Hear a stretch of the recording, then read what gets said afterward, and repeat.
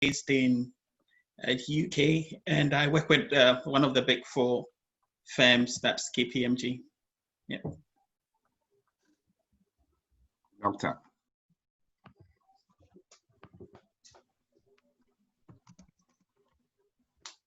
Dr. Andani. Oh, yes. My name is Andani Colina. I'm recent PhD in English at Texas A&M University. I'm from Ghana, by the way. I did my BA in English and Political Science at the University of Ghana, and did some national service there at the English department, and went on to Texas A&M, where I just finished my PhD in English. Congrats. Thank you.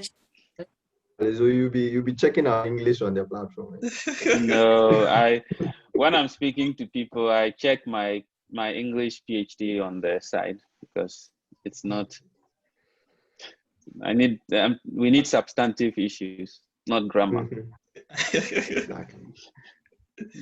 Bernard, will you do us the honors of introducing yourself? Okay, I'm Bernard, also a very small boy trying to start something with my life, and I'm currently one of the servants for New Era Africa, and what we intend doing is helping to shape the development discourse of Africa and motivating or creating that kind of critical mass, and particularly amongst the youth, so that we can lead the change, because we cannot rely on these are so-called big men.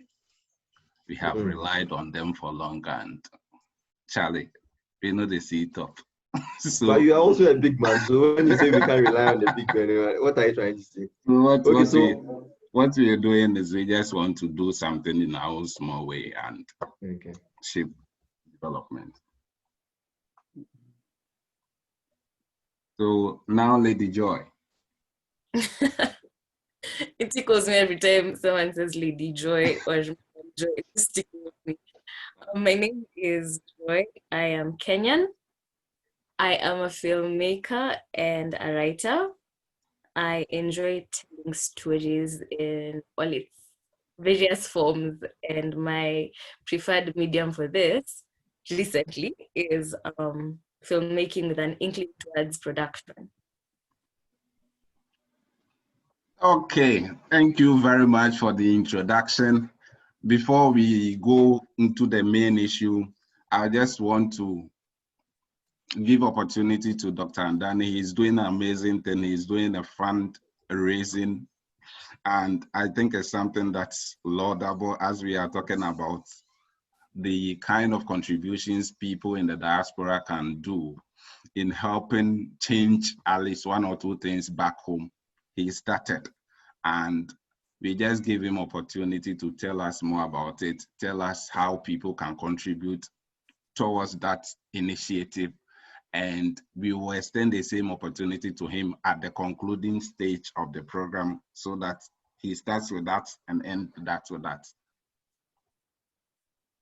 All right, thank you very much, Bernard, for the opportunity to talk about this project that I'm working on. So, you know, for a lot of us, especially who are sort of academically inclined, you know, going all the way to PhDs, we tend to focus so much on school, you know, throughout the initial stages of our lives. So that is basically what you would, you know, if you want to describe someone like me, that's what you describe me as. You know, like after I finished my PhD, when I graduated on Friday, on the 7th of August, I sat down and I was thinking, okay, now I'm done with this. What, you know, where do I start? Because you don't just finish with your education and say, okay, well, let me go and look for a job. Obviously you do that, but you think of other things you yourself you can do to help the communities that, you know, you come from. So I was born in this very rural community in northern Ghana called Sang. And when I was born there were no, you know, there was no junior high school, there was no high school. in things like that. Basically, the education there was not really, advanced. So I had to move to the regional capital, Tamale, to go to school.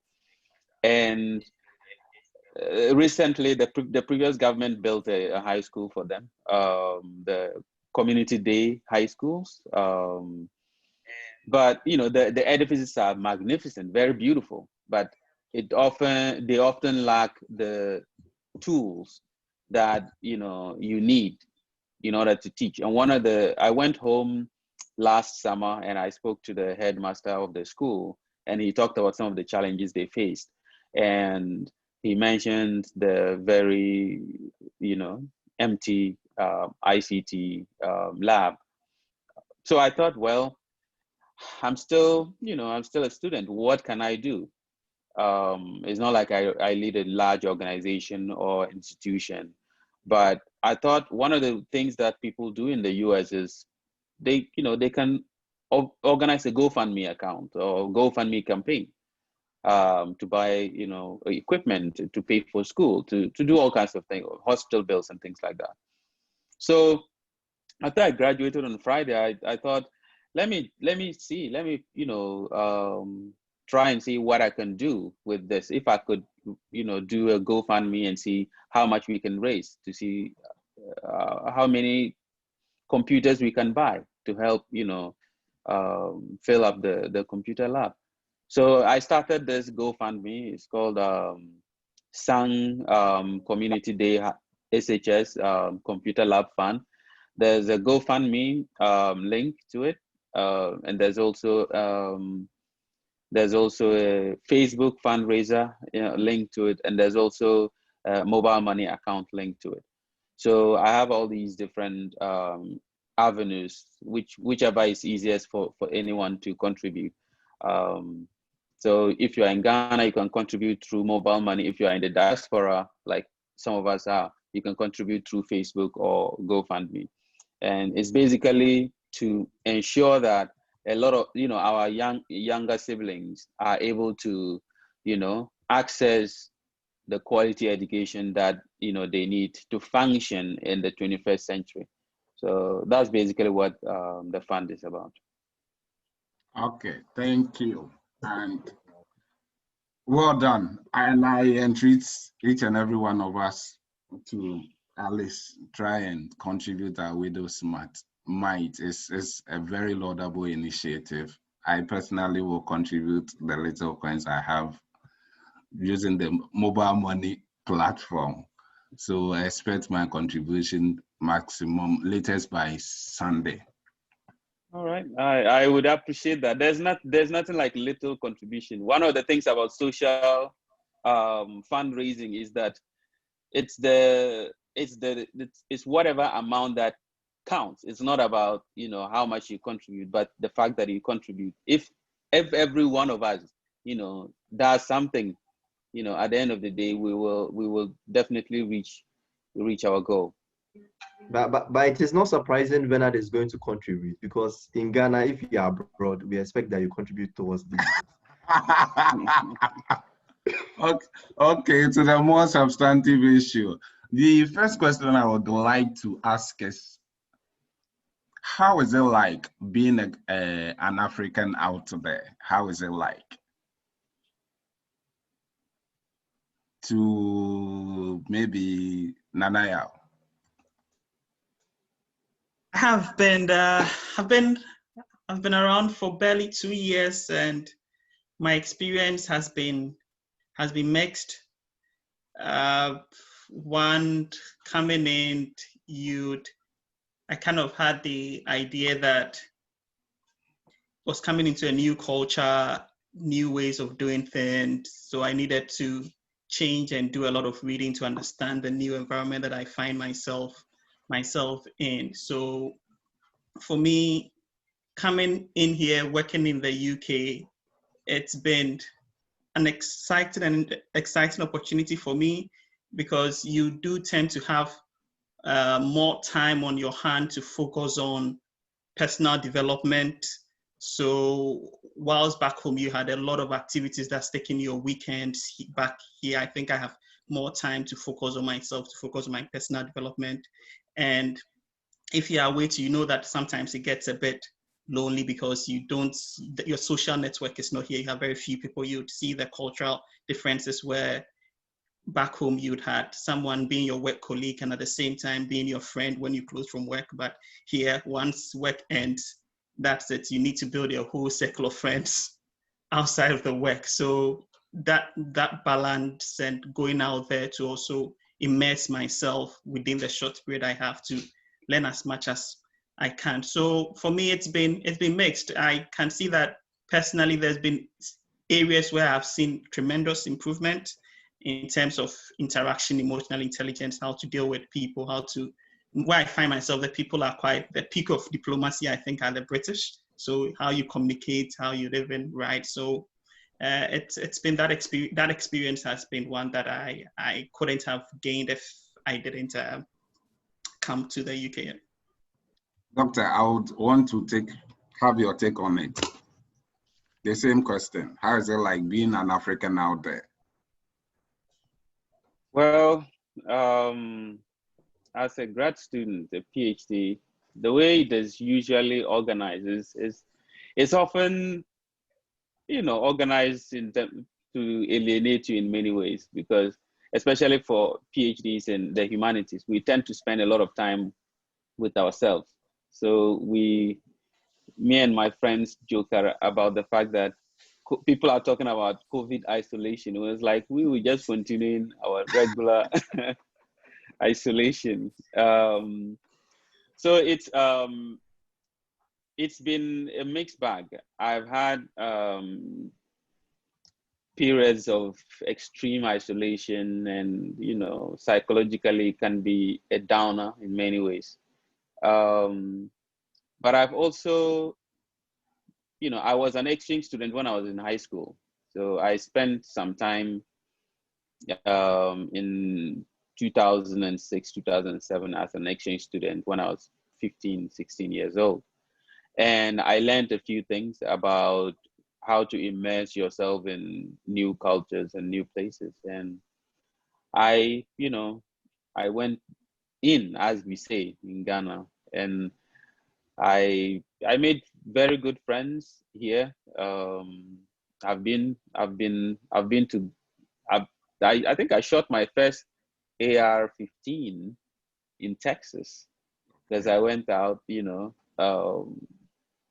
to the countryside shooting. I've been to ranches, I've been to Christmases and Thanksgivings and other kinds of things. So in some ways, I've been able to immerse myself in the culture, but for the large portion of my time here, it's been quite a lonesome experience, especially if you are doing academic work where you are expected to spend your time with your books, and things like that. So that's what I will say in terms of the personal experience. In terms of the professional experience, I think we all know the level of access you get here. Like, whether you are, for instance, I'm at Texas A&M, where the institution have so much access to databases for research and other things. So if you are an academic and you want to do research, you have access to all these large, data sets, from these databases that my institution subscribes to. So it's, professionally, it's a very great place to be working in. You have access to grants to go to conferences, and I've been to some national conferences in the US, and globally I've been to Dubai and other places. So it's great in terms of professional the professional development and professional space. But one of the things, I think Nana Yao sort of hinted at this in terms of, I don't know, me personally, in terms of personal fulfillment, I think I prefer to be in Ghana, because in many ways, there's a lot of, I don't know, you might get a lot of interesting things personally, but in terms of the society in general, what value do you have in the society? And that has been missing a lot in my life for the past 5 years. So in terms of the value, system and what you think of how you feel about your place in the society, it's not been great. And of course, I've been here longer than Nana Yao, so maybe I'm a little disillusioned with the whole experience by now. So. Okay. So now, Rabiu, the question I would want to ask is that when you made your first trip outside Ghana, how did you feel? And casting your mind back home, particularly, let's say you went from Ghana to, let's say, country B, and you saw the level of development in country B, what kind of feeling did you have?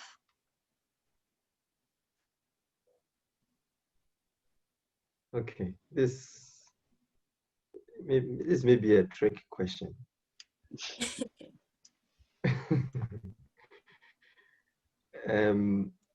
So my first trip outside Ghana was in I think 2014, 2015. I left the shores of Ghana to visit Turkey to do some investigation. We were at the peak of our power crisis in Ghana, where we were doing load shedding and all.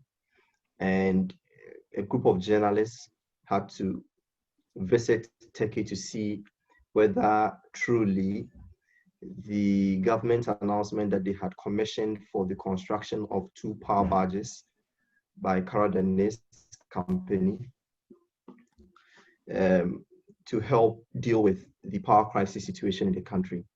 I think the 2 power barges were supposed to give us about 450 megawatts of power. So yeah, I visited Turkey, and I got to also visit Lebanon. So in Turkey, I was supposed to investigate the construction of the power barges and the stage we had got into.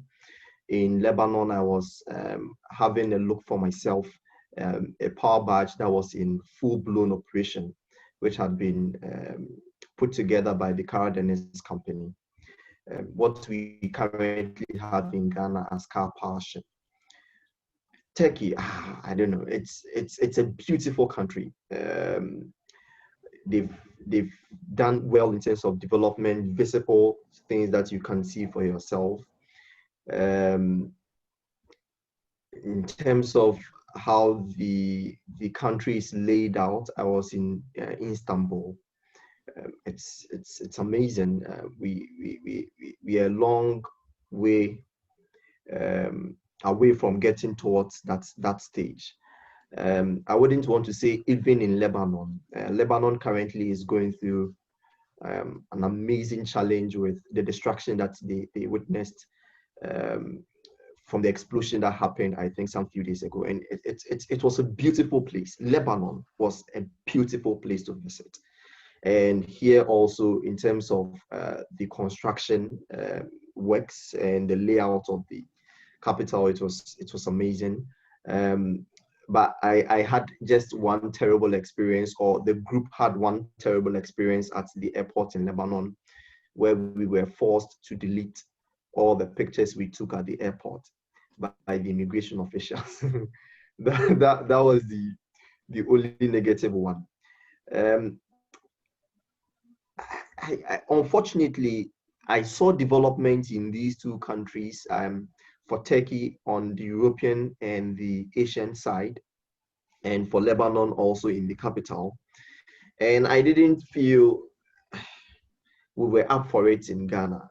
I don't want to sound pessimistic, but I don't know. I felt I would come back home to the same old thing. It's not like anything would change overnight.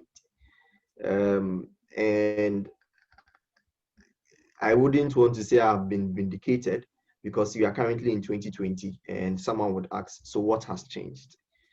I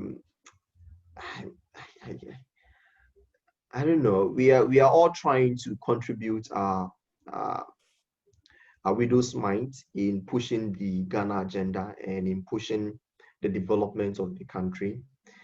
We are a long way away from getting there. Hopefully in future we'll get there, but it will take a lot. It will take a change in our attitudes as Ghanaians.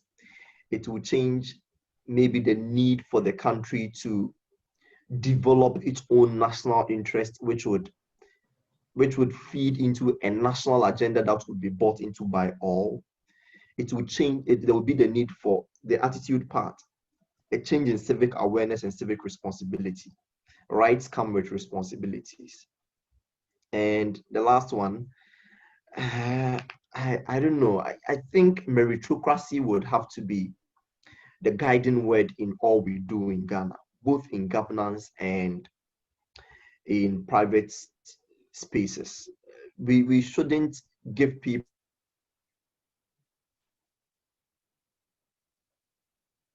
positions. We shouldn't reward people because or whatever. We should base all appointments, we should base all promotions on whether the person has merit, whether the person can excel in that space. And I think if we are to bring our minds together and channel our efforts in these directions, we might get somewhere. But I think we have a long way to go, seriously. Joy, I want to have your take on the same question. I was pretty excited. That's the first time I left my country was to Rwanda. And then right after was to Japan, and then much later to Dubai. So my trip to Rwanda was short, and the one to Japan was way longer. That's the longest I have been from home.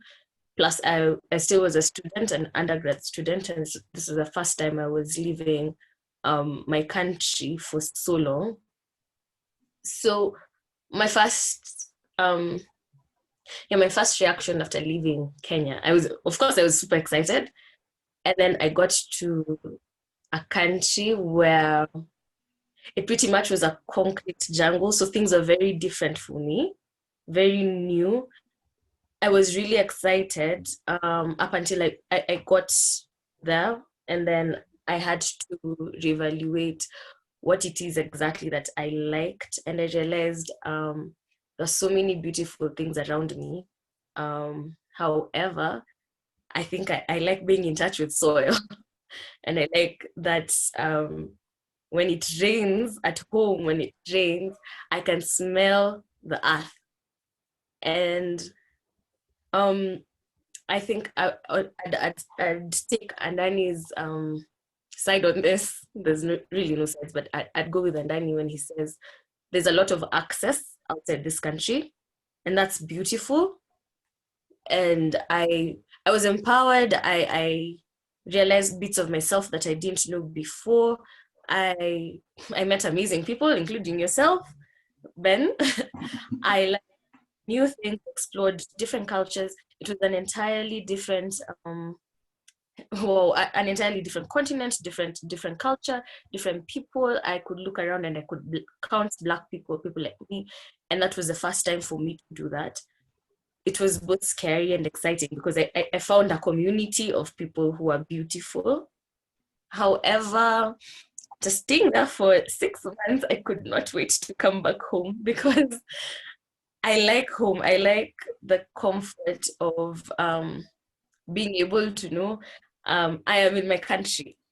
I like being able to participate, although it might just be a perceived notion that I participate in the political arena of my country. But I appreciate that someone gives me that, that freedom and says, fine, you can pretend you're voting even though your vote will not count. I like that I can speak my mind regarding policies, regarding different issues, regarding family, regarding the society, regarding my country's economy, as opposed to while I was away. However, while I was away, I learned so much. I learned a lot about my country. I learned a lot about that country, and this is not just Japan. This is also in Rwanda and Dubai as well. I learned a lot about how people conduct themselves. I learned a lot, and I pretty much, okay, I was still going anyway for learning basis, but I kept wishing and hoping that my leaders would be less selfish and less self-indulgent, and then I would be able to see results. I'd be able to see development. It would not just be an idea, it would just be an abstract thing, but it would be seen. And this is not to say that I am discrediting the steps taken in my country. No, just we could of course be better. We could do better. And so I was in my biggest takeaway actually was societal rallying around individuals. Nothing was for the individual without the collective. This was in Japan rather. So nothing was for the individual. And pretty much now back home, we have a similar philosophy. Back home, being in Africa, large Ubuntu, I'm sure you know that. Yeah. I am because you are. I am because we are. And it seeps into every bit of our spirituality, our lifestyles. And so my experience outside my country has been revealing, but yes, anytime, take me back home. Okay, we all know that with COVID-19, there are so many issues that countries are confronted with.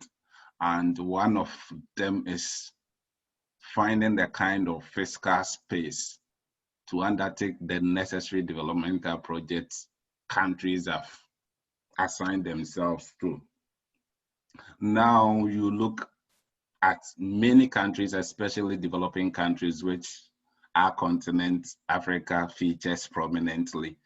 You see that we will not be able to get that kind of donation from so-called big brothers that we used to get. And our ability to mobilize from within is also constrained because a lot of people are displaced as far as job is concerned, and companies are not working.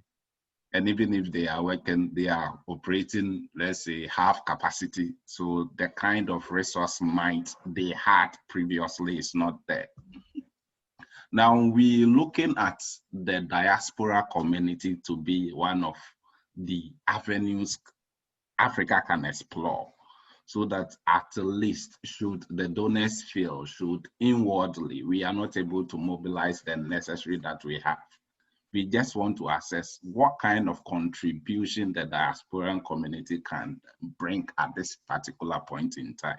So I just want to ask, we will divide it into two. We have the hard economic issues and the soft issues, because if we jump everything together, we might lose focus.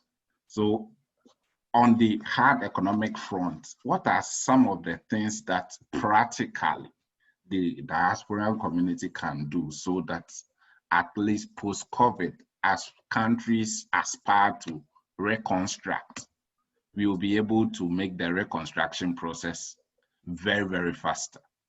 I will start with Rabiu. My first point, this is an interesting one. In Ghana, as I said earlier, I'm currently here, and mostly we rely, if we know people who are outside the country or who are abroad, we tell them to send in some coins. So for me to survive, I would encourage Andani, Nanaya, Bernard, you can be sending me some coins.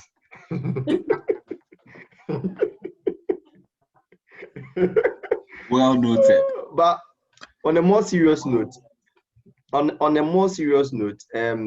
foreign remittances, not just in Ghana, but in the developing world, is a key part of revenue generation avenue for many countries in Africa and sometimes even in the Middle East or some developing countries somewhere. So foreign direct investments would be one key avenue we can look at in terms of how we can ramp up, encourage more of our people in the diaspora to bring in or to send in some funds.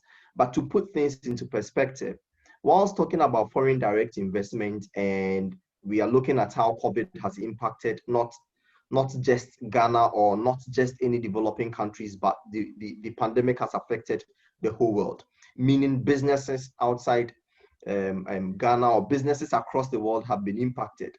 People have been laid off. People are struggling not just in Ghana, but beyond the shores of the country, in Europe, in the Americas, and where have you. So the people we would be relying on to send in foreign direct investments or send in remittances in one way or the other have also been impacted wherever they find themselves. So there is a huge problem here. So I've spoken about foreign direct investments. I've spoken about the challenges we would have in terms of getting funds from the people we rely on to bring in remittances.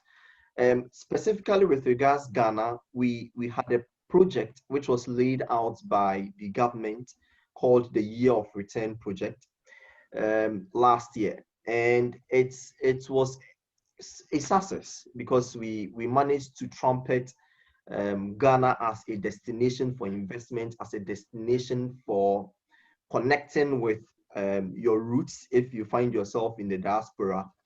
So we even though we had issues with regards the data and the funds that actually came into the country because of the Year of Return project. I know government, we know it was a success, but people have issues, people have raised concerns with the data that has been put out. But regardless, it was a success. The government has laid out another leg of the project, which is supposed to run, is it this year or next year, as a follow-up to the Year of Return project. So I think more thinking would have to go into beyond the return, which is the next phase of the Year of Return project. So we could direct our efforts and channel some, develop some strategies that would encourage more people to see Ghana as an alternative investment destination, not just one that is culturally significant, but one that people can help develop in terms of bringing in monies here.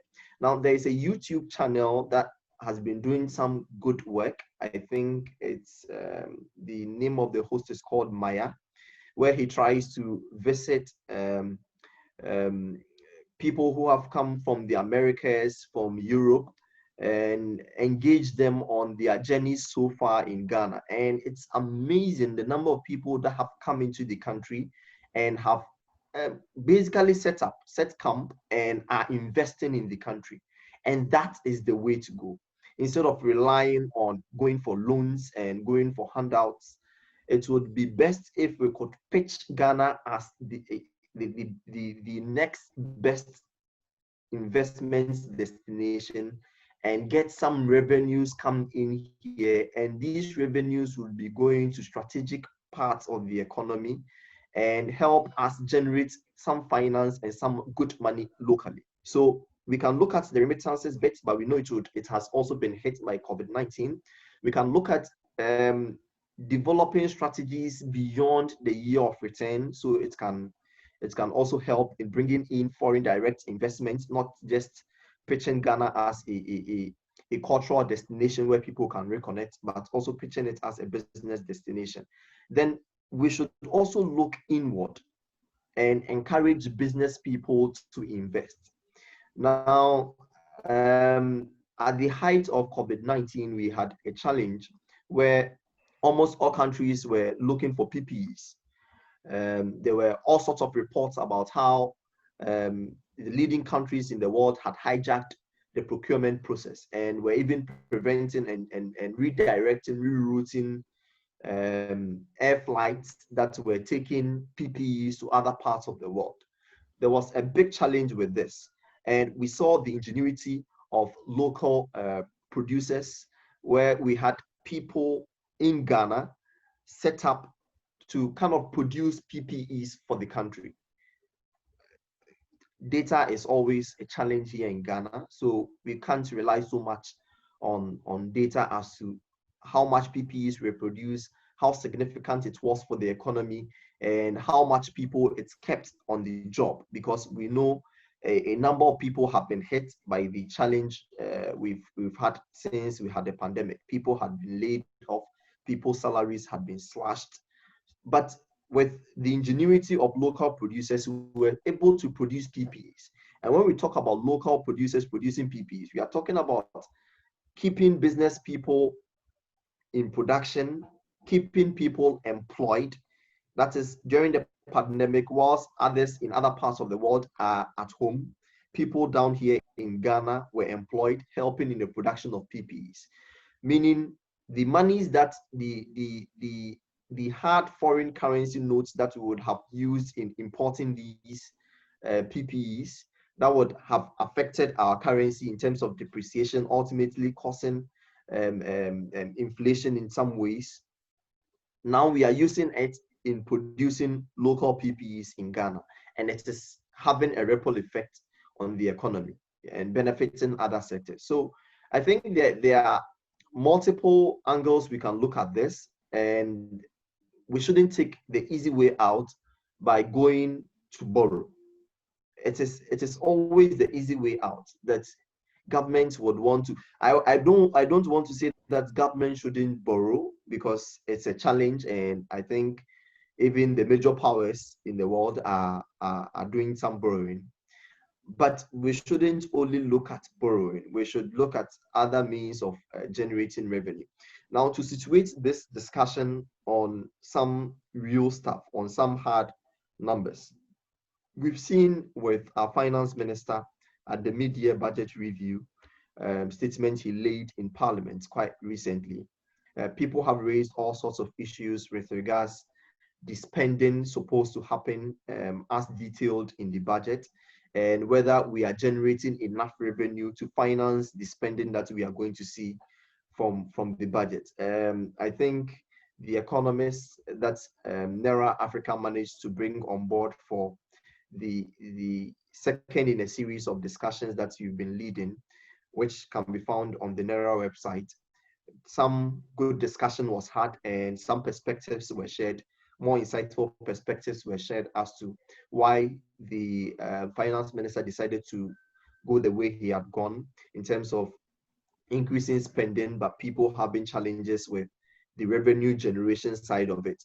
Nana was on the panel and he spoke about how it was important that the finance minister stimulates the economy, because we've seen quite evidently how the UK has been hit by COVID-19 and they currently being in recession.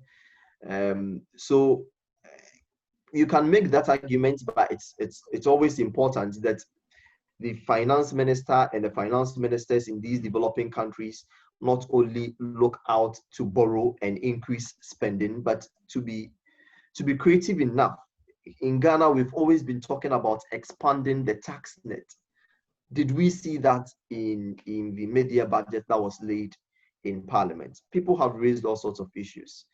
We would only leave it, because Nanaya mentioned that we cannot always talk about the economic side of issues without considering the politics of it.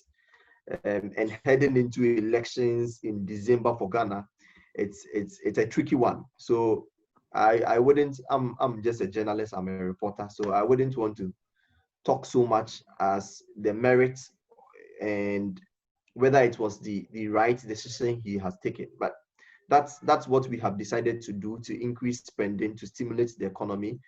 People have issues with the revenue side of it, but as I said, if we could be creative and expand the tax net and see as to how we can roll out some strategies to bring in foreign direct investments from the Beyond the Return program that was run by the government, I think would sail through this and maybe look back and say it was a challenge, but It's helped us become creative in some ways and to navigate the challenge in a better and prosperous manner.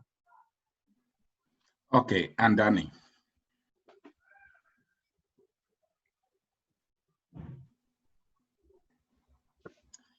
Your microphone is off. Oh, okay. Sorry.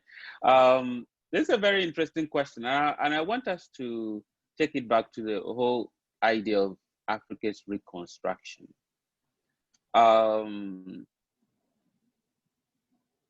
If you think about it, we have been under reconstruction since, you know, the colonial period. We've, with so much of Africa's population decimated. Like if you look, you know, sometimes people think when you talk about colonization, a lot of people think, oh, you are just, you know, that's too academic.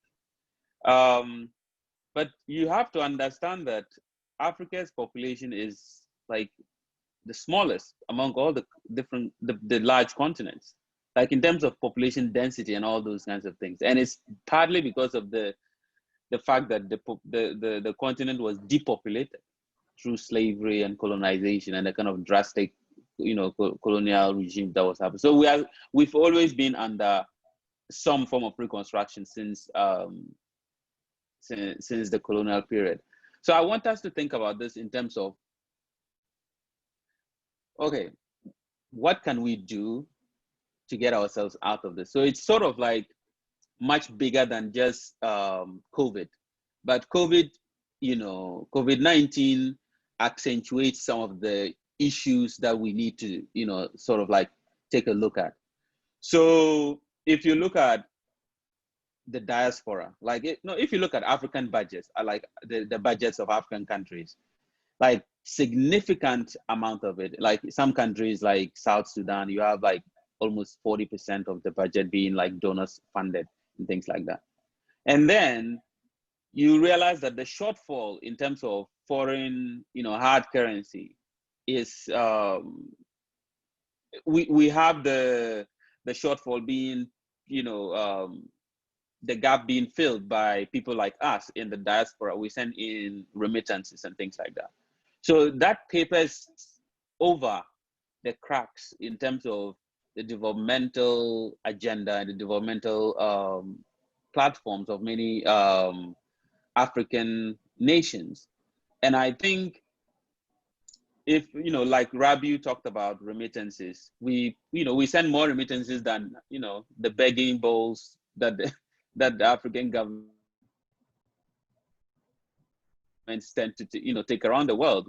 We send in more money than the, you know, even foreign direct investments, the FDIs. So Africans in the diaspora already fill a huge niche in terms of the cash that is needed for African development. So for instance, a lot of us send money home to build homes, like to build houses, you know, so it fills in the need, you know, the sort of like the sore lack of, you know, housing needs that, you know, the African governments don't do. So a lot of us do that. We send money to take care of old people. So the kind of infrastructure that African governments need to put in place to take care of, you know, the elderly is not there. So a lot of Africans in diaspora, you know, the remittances take care of that. So you have a number of like really critical areas that are getting papered over because of Africans in the diaspora and the kind of money, the kind of hard currency that we tend to send back to the continent. But if you think about it, like, you know, the World Bank, you know, Brookings Institute and a number of other institutions have talked about the fact that foreign remittances are going to shrink by up to 23%, you know, in 2019, and we might be lucky if it rebounds up to 4%, like for Sub-Saharan Africa, or, you know, I said Sub-Saharan Africa. I usually like Africa south of the Sahara, not Sub-Saharan anyway. So that means that we can remittances to paper over some of the cracks that, you know, Rabiu talked about, some of the cracks that we've always, you know, talked about. The only, and, you know, a lot of economists have talked about this, you know, many times. The only way we can improve the economic situations on the continent is through internal trade. That's the most important thing we can do in terms of like improving the economic situation on the continent. Trade is the only sure way of improving it.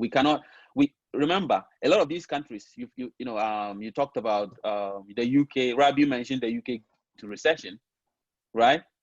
That means that they don't even have enough money to be given us. Like when we take our begging bowls there, the US is likely to go into recession if it hasn't already. The unemployment rate here is over 10%. At some point, it was almost 17%. A lot of analysts have said that unofficially it's almost 30%. So these countries which we usually depend on for either foreign direct investment, because like for instance, the US takes over, like FDR to Sub-Saharan Africa from the US is almost like 24%, just US alone. And if unemployment rate in the US is very high and their own GDP and their economies are, contracting, that means that the kinds of support that our governments tend to expect from them, we will not get it. And the kinds of support we expect from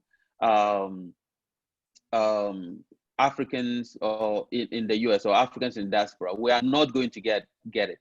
How then can we make sure that we fill in those gaps?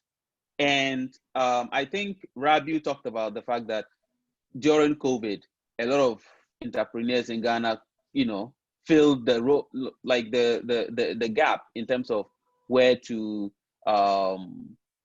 get these PPEs, which was seized, some would say pirated by the Americans and some of these big countries.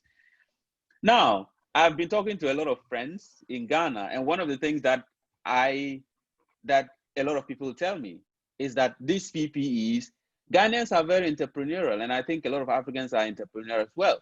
What a lot of people found was that we are so many entrepreneurs that we overproduce these PPEs. So they are now like, we have a glut of PPEs in the system.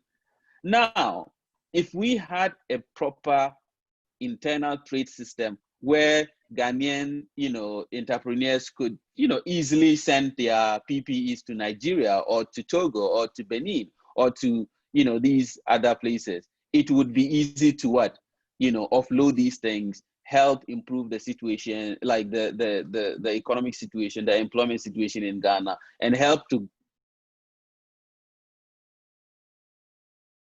production in, say, Mali or Niger and other things like that.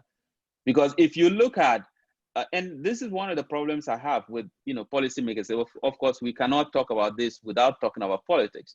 If you look at Europe, for instance, Europe didn't close their borders to other European countries. They closed it to people outside of Europe. If you look in Ghana, we closed the borders. Like Ghana closed the borders to Togo and Benin and other places. Like, how does that happen? When we say we are in the economic community of West African states, and then you have, COVID, and you close the borders. So even in situations like this, we have a challenge with how we look at it. We look at it in isolation to ourselves, just like Ghana. Instead of looking at it as a even a sub-region, we can look at it as West African sub-region. And some of these, gluts that we found in the PPE production, we could have seen, it could have easily been exported to places like Ivory Coast and Benin and other places if we're thinking about it in that respect. So I think part of the ways in which Africans in the diaspora can still, even in diminished fashion, is to at least continue sending in our remittances, because like we said, we still need the remittances on the continent, because we don't have enough revenue generating capacity because of lack of data, like Rabiu mentioned, and other things to cater for our budgetary requirements and things like that. So African diaspora, we can still do that. We can still send in remittances. But I think we have to move beyond the capital coming in from outside the continent, because I think so even our best, like Nkrumah and others who built like things like Akosombo Dam, which are some of the most iconic infrastructure projects on the continent, they from the very onset, they leaned on, sources from outside the continent to get funding for these kinds of things. And we are still doing the same thing. We are still expecting, and it's an interesting thing to say Africa's reconstruction, the role of the diaspora. And then oftentimes, the thing just moves out to, okay, can they bring money? Can they bring cash to help with the system? I think we need to move beyond the hard cash to say, we have a lot of us, like Nana Yao, for instance, is working in, in this, one of the big four, as you call it, in the UK. And UK is one of the financial powerhouses in the world. That means he's got so much experience, he's getting so much know-how in terms of how to manage the financial systems, So if he brings that expertise to Ghana, how can he, how much improvement can he do, can he make in the Ghanaian system? Of course, I've been teaching here for 6 years. How much improvement can I make if I bring back my academic, know-how into the Ghanaian academic sector? So I think Africans in the diaspora, we need to think a lot more beyond just, okay, I'm there, let me send cash back home. I personally, I would prefer that we move back to the continent. But of course, if some of us, for obvious reasons, may not or cannot. So if you cannot, at least maybe increase your FDR, especially for those of us who are formalized. Some of us, we have the papers. We have to remember that a significant portion of us in the diaspora don't have papers. We are working under the table, and we are some of those who have been hit hardest by COVID because of unemployment, and things like that. People who are working under the table, they are even hardest hit, and that's why remittances are slowing down from abroad to the continent. So for those of us in the formal sector, for those of us who are legally here and things like that, when we've joined these institutions, we've had this know-how. I think for it's a physical thing we can do. We can take ourselves back to the continent in whatever capacity we can. And I think we tend to like complaining so much about things are not working, and if I take myself back, like that is something we can surmount, if we go back, So I think that the biggest thing we can do is take our know-how and take it back to the continent in whatever capacities we find ourselves in. Okay, thank you. So I come to Joy. Joy, they've so far talked about remittances, FDI, bringing your know-how. But one issue, just to put the discussion into perspective, let me take two countries, China and say India. When China wanted to develop, they had to also rely on the diasporan community. But if you look at the kind of community that they had, this community was willing to bring or at least drive the FDI. So you will see that the total FDI is moving to, let's say, China, say in 2002, close to about $48 billion. You have the diasporan community directly participating in contributing almost half of the $48 billion into China, because they have that kind of entrepreneurial community out there.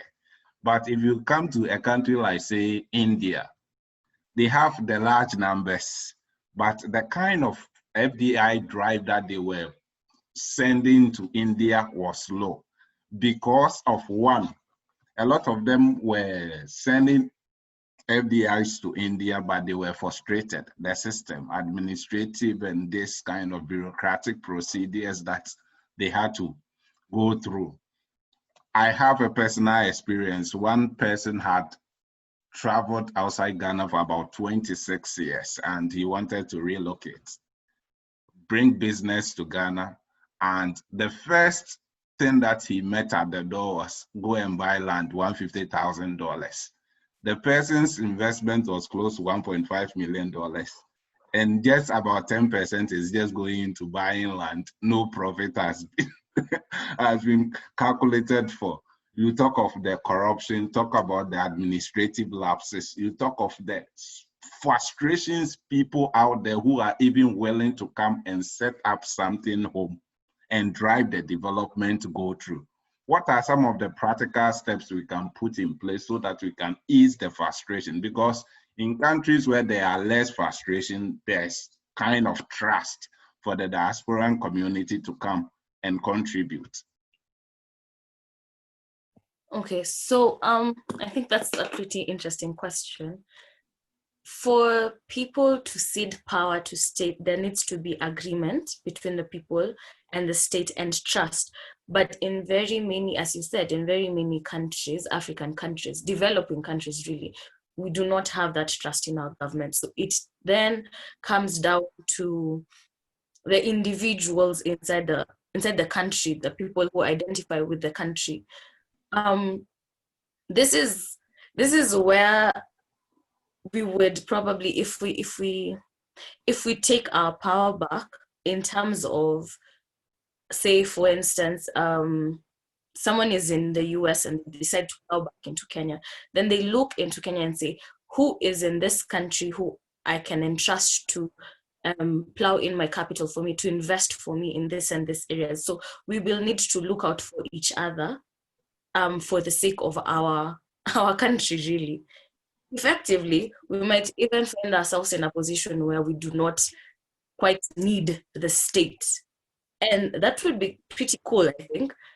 The other step would be, with this now, with COVID-19, there's a lot of political unrest. Yeah, it is inevitable. And so for the sake of, assuming I was abroad, for the sake of my money, I should find it in myself to rally people, to rally opinions, to rally resources that would help to change, to sway public opinion in my country, such that we ensure the change that we want in our countries. So that then goes to say that we need to, Africans do have good leaders. They just, maybe some of them are not in power, or some of them are incapacitated by being in a corrupt system. So we need to investigate and find these non-corrupt leaders who we want to see and we are willing to hold accountable. Because again, as Africans, we have a very horrible culture of not holding people accountable to their actions. And then we will end up being frustrated. So no matter how much money is plowed back in, we will forever be going around in circles. So then the second role of the Africans in diaspora would be to challenge the current political system, the current political climate, to get in tune with what people are saying in the country and find a way to support that. It might be ideologically, because it may be ideologically, it may be economically, but find a way to support a positive political change in your country. Because if we do not have proper policies and policies made for everyone, who is every citizen of a country, then we will just keep going around in the circles. Today it will be COVID-19, tomorrow it will be, I don't know, something else. Today I was watching news in Kenya, and the health sector is worried that after COVID-19, the next outbreak is in tuberculosis. And if we, in Kenya, for instance, we're even having an issue with the PPEs already, with the PPE kits. People have people decided to make their own PPE kits. That was cancelled by the government. People decided, okay, so what's the next thing? Let's come up with ventilators. Let's make this easier for the hospitals. And that's it took off, but not so much. There isn't support from the government to say, hey, these are people who are producing, who are coming up with innovative ideas. They're reaching into their pockets. They're thinking about ways to expand the economy. So let's support them. So we need to rethink our political. We need to rethink our political behaviors and what we are used to as a continent. Even if we're going to want to speak from a position of authority, we would need to speak.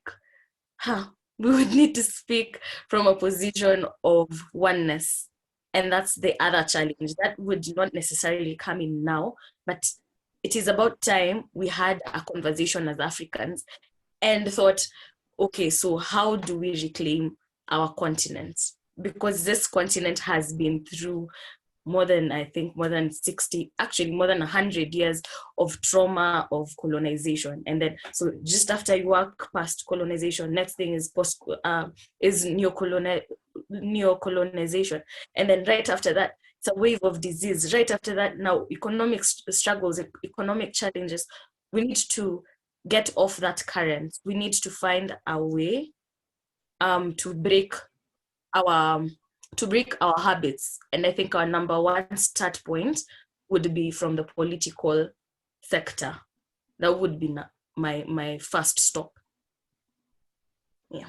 So if just to add to what you said, they said those in the diaspora should just not contribute money down. They should also contribute their voice. They should be active in the kind of decisions that happen down there, because as your money is coming, your voice must also follow your money. If you talk and you champion the kind of change that you want to see in your various countries, one way or the other, you might have some little progress, if not a complete progress. And we will make incremental gains as time goes on. Now, there are some countries that have explored diaspora bond. But if you look at Africa, you just have few countries looking at the viability of that option. So you have Ghana. Every day we go to Euro market and we raise bonds. They give us huge interest.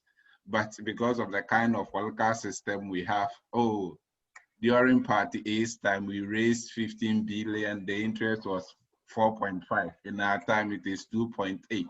Meanwhile, other people are borrowing at 0.5%. And the kind of political football happens. There is that huge community out there. Do you think that that option, that diasporan bond, is a viable option that government has to explore? Ben, before I touch on that, I just want to respond to your earlier question you raised to Rabiu and Danny, and it's about the role that the youth would have in the post-COVID and what the diaspora can do. I agree with Danny to say that the remittances alone cannot develop the continent. People in the diaspora going back to Africa to use their skills is what is really going to push us further. And prior to the whole COVID, you could see that there was that appetite of people wanting to come back to Africa because you made much impact in your continent than you made outside your country or continent. So if you are away from home, there's that proverbial glass ceiling. You see that, look, I work, but that top I might not be able to reach. You see that you make much impact back home. So it's about governments and policymakers making it easier for people in the diaspora to come back home. Rabiu is a perfect example. He went outside, he see that, yes, I can make impact.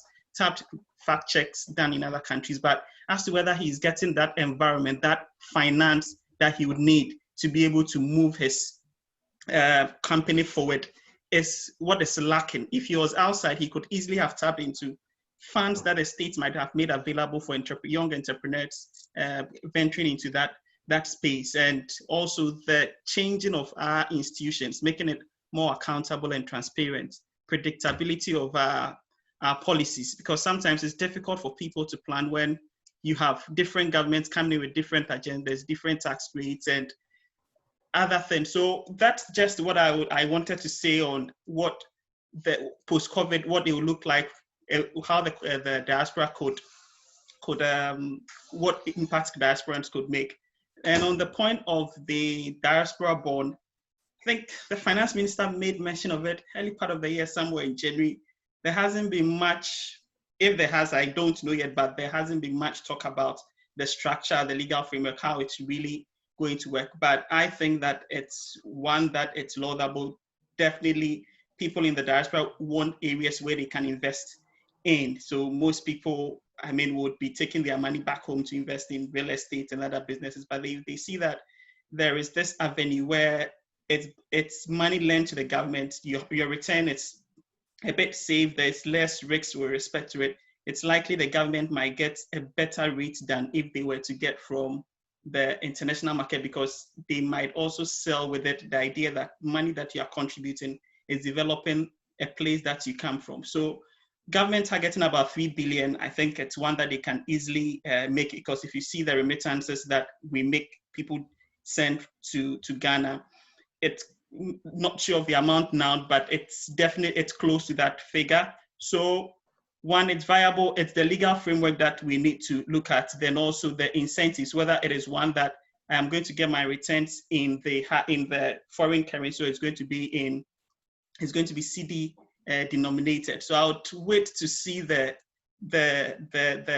whole concept develop, because as it stands now, we have nothing on the table, just an idea that has been thrown forth by the finance minister. So once it's structured in such a way that good interest rates, it's one that if you could get your returns back in the hard currency, one that most people would allude to, and other things. So yes, it can be done, but let's wait and see how it's structured. Just a follow-up to you, Nameo. Yes, it can be done, but my question is, what will change? Because perhaps the name will just change from, let's say, Eurobond to Diaspora bond. We have been taking Eurobonds in 2007.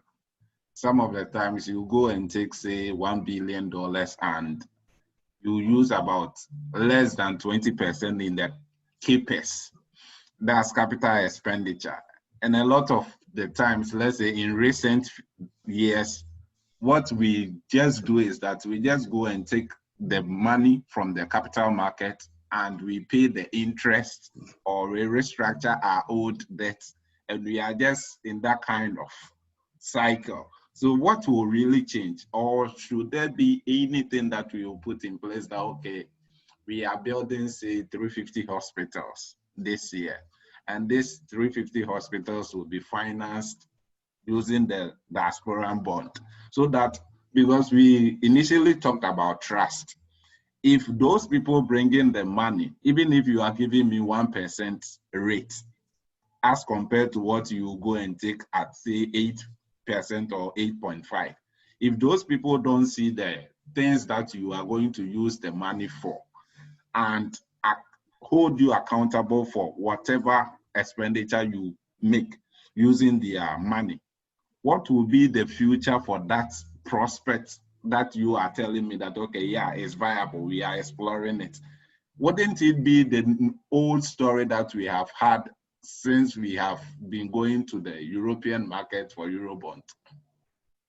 But as I said, the devil is really in the details. I'm yet to see the full concept by the Ministry of Finance. But what I know is that if it's one that the government is clearly able to tie to specific projects, so if it's, let's say, the railway sector trying to link trade between, because we have the after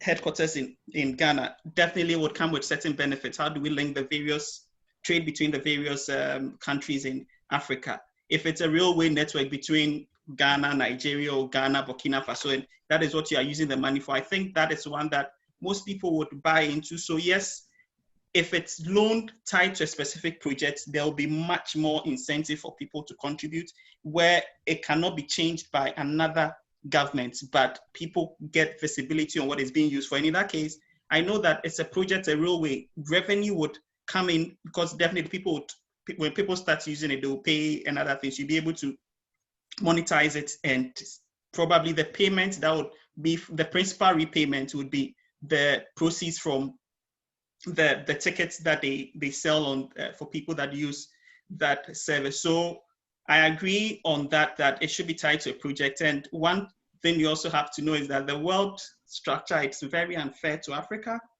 in that the interest rates that African countries borrow on the international market is one that post-COVID African countries would need to come together and have that talk with international lenders that, one, it is not fair.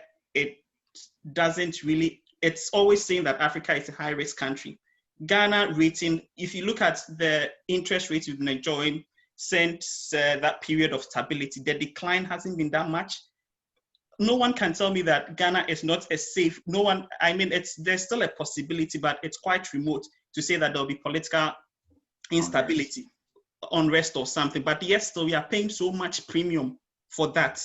So that is where bodies such as AFDB, which is able to borrow at, let's say, 1-2% because it has backends of US, Japan, and other countries come in. So it is an area where we should be able to leverage on in this post-COVID era to say, can we have more of such institutions where they're able to borrow at very reduced market because they have good credit ratings, AAA, and lend it to African countries because they see that, okay, this is a body we've created and one that we are comfortable taking that risk and we know the market. So international market hasn't been fair to Africa. So when it comes to borrowing on the international market, it's one that African finance ministers would need to push that agenda, that the rates the premium being paid on whatever they call African risks or so, it's so high and unwarranted.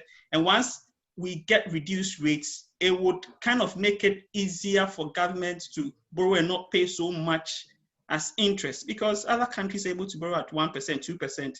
And talking about the diaspora bonds, you see that after this whole COVID, other continents, they are coming together with one policy direction. You have the EU coming to say, okay, I'm putting in this whole amount of money inside into that continent. But it comes to Africa, and our policy is disjointed. You have Ghana going on this direction, Nigeria going here. So if you want to improve trade, there should be a bit of consistency in what policy each country is embarking on. And so that's what I would say about the diaspora bond and also the international market system being unfair to Ghana. So the opportunity for the Ghana to borrow at a low rate is one that would definitely be beneficial with the diaspora bond. So let's wait for the details. But I see there hasn't been much discussion on it. So it might be something that it's not of a high priority to the ministry now, but probably would come up later. Yeah. So I'm very glad that Nana Yao mentioned this whole thing, because as the discussion was going on, I was wondering why Ghana gets to borrow at that high level.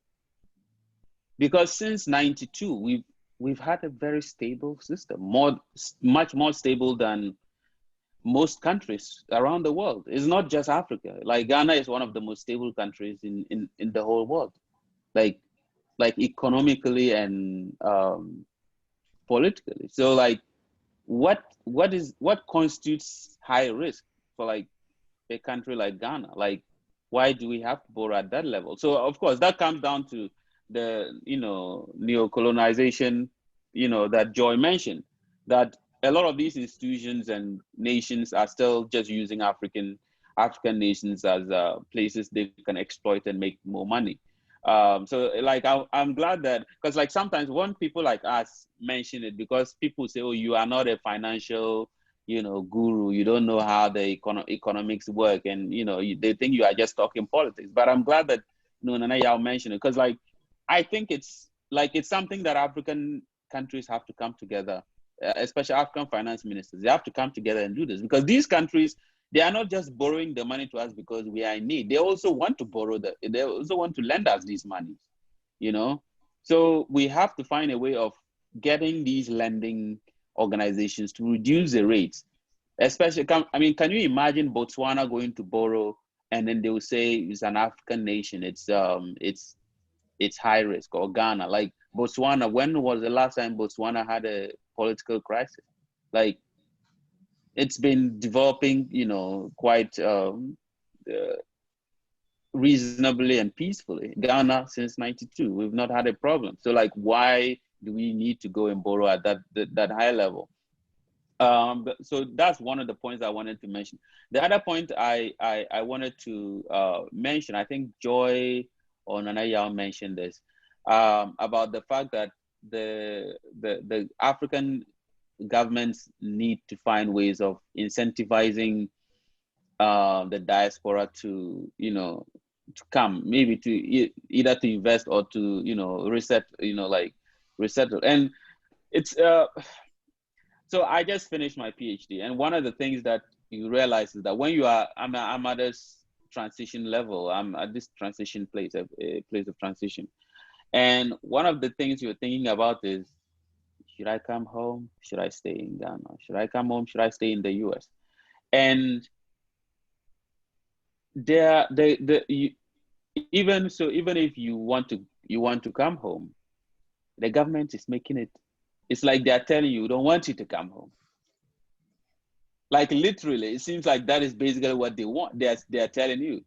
So for instance, government, you didn't give me money to go and study. Like I, through my own ingenuity, went out, get a PhD. And I'm just done. And, I'm thinking about coming home. And you say, we're not going to make it easy for you. We're going to ask you that you have to pay 2 weeks quarantine to quarantine yourself. You have to pay that money to quarantine. We decide the hotels. We are, you didn't tell us how you decided which hotels you wanted us to quarantine in. And, we can conjecture as to who is making money out of this whole business. And you are not even offering, even I just decide to come home. The government is not even offering any incentive for you to even just come home. Like, it's not like I'm giving you a job when you come home, just making it easy. Like when COVID hit, a lot of countries in Asia and other places, they evacuated their own citizens. Government is not even doing that evacuation. They want you to pay for your own repatriation. And when you come to Ghana, they also want you to pay 2 weeks quarantine fee in a hotel of their choosing. So literally, like the government is telling people in the diaspora, stay away, we don't want you. And then the government comes out later and Nana, I don't want to make it too political, but the president with his nice English will come and say, we want people in the diaspora to come back. We welcome you with open arms. We want you home. Meanwhile, he is, presiding over policies that are directly telling people in the diaspora that they don't want you. Do you get what I'm saying? Like these are real important issues that our governments, as it looks as if they talk a good game, but they don't do anything. Like in terms of their actual actions, they make it look like they don't want you. Like they're literally, like one of my friends, she's an electrical technician. She just had a PhD, a master's in my school, and she recently went back home because like she wants to go home.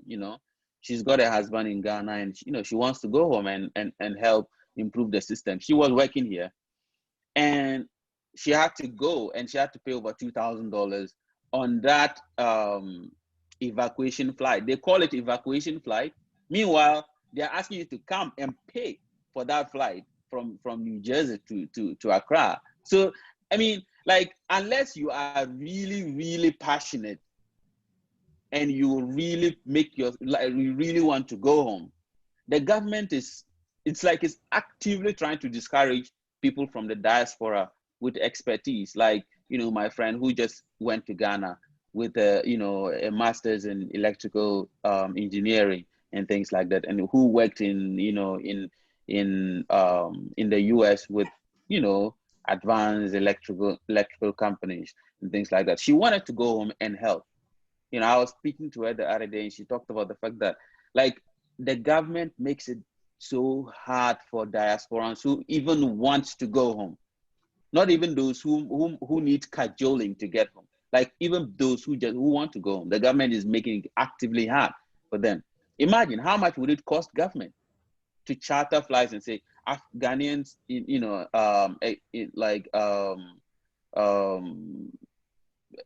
people in the diaspora who like in the United States who want to come home and help build the country, who have expertise in the various fields. We are just airlifting you home. How much would it cost? In terms of government budgeting, this is nothing. This is like a drop in the bucket. This is not like something that is going to knock a hole in government's expenditures. You get what I'm saying? You get the point I'm trying to make. But government is not government is actively trying to discourage people from coming home. So this is a very, very, very big issue. People in the diaspora would want to come home, but the governments on the continent, the policymakers on the continent, have to see that these simple things that they themselves can do, they should start doing those things. Like the how much they spend on pure water in one of their meetings or whatever it is. They could that money could be used to transport like literally hundreds or thousands of Andani. people.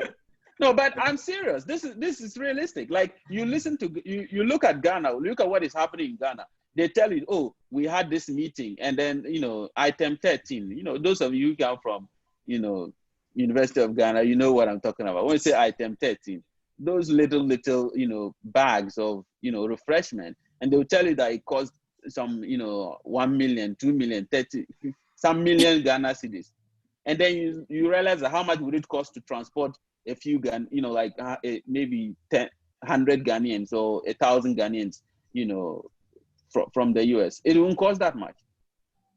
So it's about, I think it's about the will. I think policymakers don't have the will to do these things. They talk a big game, but they don't have the will to see them through.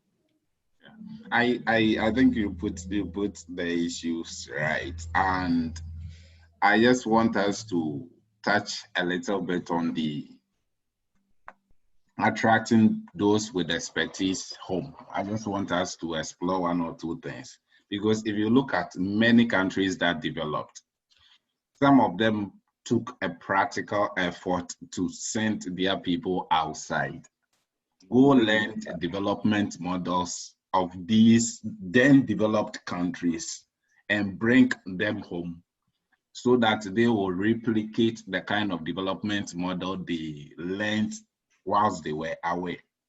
Now, if you look at Africa, we have people with the expertise out there. Naya was talking about how unfair this kind of African political risk has affected our ability to attract cheap loans from the European market. But sometimes, to what I say is, you have people within these development agencies that give you the loans who are even people from your country, but they have not formed that synergy to even educate or kind of advocate or advise your governments the kind of negotiations they have to even put in place when they meet these people who are offering you the loans. There's that kind of disconnect.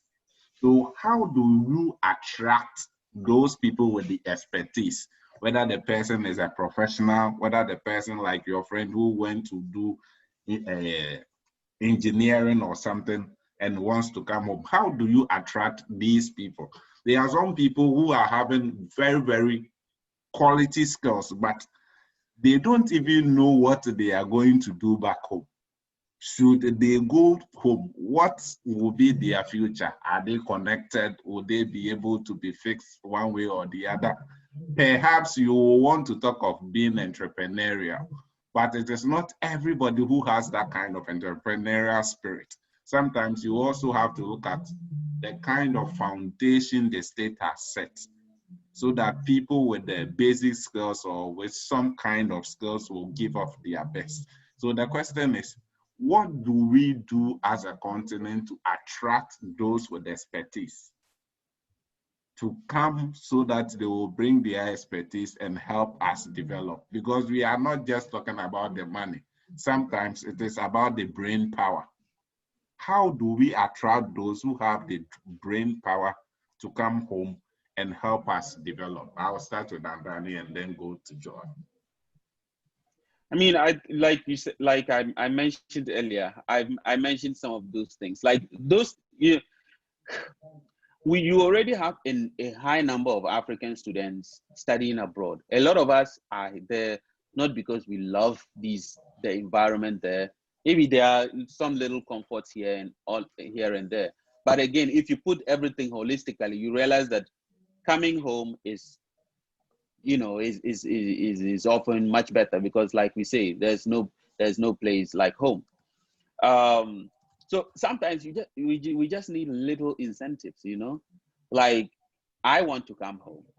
And then if I'm like, I'm a PhD, if I'm looking for a particular place to work, like government says for anyone who is going to teach at tertiary level or universities, the person must have PhDs. You go to certain institutions in Ghana, we have we have a lot of tertiary institutions where departments are there with maybe 1 or 2 PhDs. And then what is government doing to identify some of these young Ghanaians or middle-aged Ghanaians who have just had PhDs? Or is there any government policy tracking these kinds of people? I know it might be hard to spend money, paying $20,000, $30,000, $50,000 a year for people to do PhDs abroad. But let's forget about that.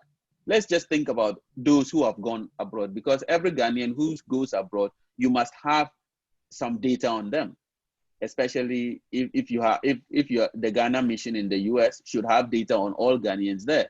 They can, even if they don't collect that data themselves, it's easy for them to just go and ask the State Department how many Ghanaians came here, and you cannot be here doing something like a PhD or a master's in engineering without Ghanaian, like the US government knowing that you are there. So easily, this is data that they can easily collect and keep in touch with these people. So for instance, they can track, this person has a year left. What are some of the institutions in Ghana that we know that they might need this professor in this particular area of this? Because according to government policy, teachers, university teachers must have PhDs. So for instance, you say, okay, you liaise with Minister of Foreign Affairs and the Minister of Education. These are the people who are potentially finishing. These are people we could see coming back. So you start liaising with these people and telling them about this opportunity, and start linking them to these institutions. Remember, we talked about the fact that if you look at Japan and the US and South Korea, it was direct government initiative, sending these people there and then linking them back, bringing them back to link them with, local institutions. I'm saying that maybe we don't have the capacity to send people and pay for them in that kind of numbers. But so I just don't want to cut you. There is Get Fund. Get Fund is giving scholarship to people to learn. Can't that be the avenue where you look at the targeted areas that you have in mind as a government to drive the kind of development you want to attain, so that you send these people and you bring them? Because personally, I don't think even the Get Fund has data on people that complete with the Get Fund scholarship outside. And even if they have returned, the kind of jobs that they are doing in Ghana, so that you assess the kind of resource you are pumping into the venture. Because what is the need of pumping money into a sector that you don't get the deliverables? Bernard, you see, I don't want to go into Get Fund because that's another huge. No, I just used it as an example. Yeah, I'm not telling you to go into it, please. Yeah, it's a huge cesspool. And if I go into it, this thing will go into like, years. We will not finish this, this program. So what I'm saying is that it doesn't need, like, what I'm proposing things that will not require government to do so much. It just needs some little data management here and there. You get what I'm saying? Like things that will not need too much investment. Things that you look at what you already have. The people in the diaspora that you already have that you can work on, you can work with. That's what I'm suggesting. So you can look at this kind of data management that you can do. Look at Ghanaians abroad. Look at what they are doing. And just start liaising with them and start linking them. Now the other issue you talked about is, and I've had a lot of my friends tell me this: you want to go back to Ghana? What are you going to do? You know, like I have friends who are like meteorologists, so people who are doing PhDs in meteorologies, and people who are working with NASA, people are working in robotics, people are working in electrical sensing systems. Like I have one friend of mine, like one of the smartest dudes you can ever find. He's an integral part of one of the most important companies in the US, where in the world in general, where they make sensors for automobiles and stuff like that. This is someone who, if he comes to Ghana, is almost like he's going to waste away. So, and this brings me back to the challenge we have in overall ideas of what it means to develop.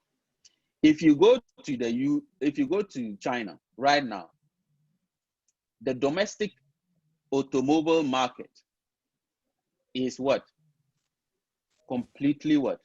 Chinese-based, companies. The same thing in what's the name? South Korea and Japan. That means that if someone learns automobile sensing tech and goes back to China, there are companies that can employ him to do the kind of work that he's doing. Why did that happen? Massive tariffs on foreign cars, massive investment in local car companies. In Ghana, we have I think 2 days ago, I was just looking at the Kantanka car. They have a new car that they are working on. Like there's a hybrid version of it. So they are doing interesting things, and I think I was watching Channels Television the other day on Nigeria. Channels is a Nigerian television channel, by the way, and they also talked about the car that they are like a car company, locally manufactured car company, something like that. Now you have our nation where Kantanka is doing interesting things, but what is government doing, like, to help make sure that we have Kantanka explode in terms of, like, you don't even need, that's what I'm saying. Like, there are certain things that people will make excuses and say, oh, Ghana, the government doesn't have as much investment to pump as much money into that. But you, like a company like Kantanka, with the cars that they are manufacturing, you don't need to give them money. Just make sure that the next batch of government, let's say district assembly cars or district, look at what we did with, remember Mahindra, right? Yeah. That was basically a government decision to go and buy cars from Mahindra. I mean, Mahindra is not a global car manufacturer, or at least not among the very big ones. Sure. And government still decided to go and buy cars from Mahindra.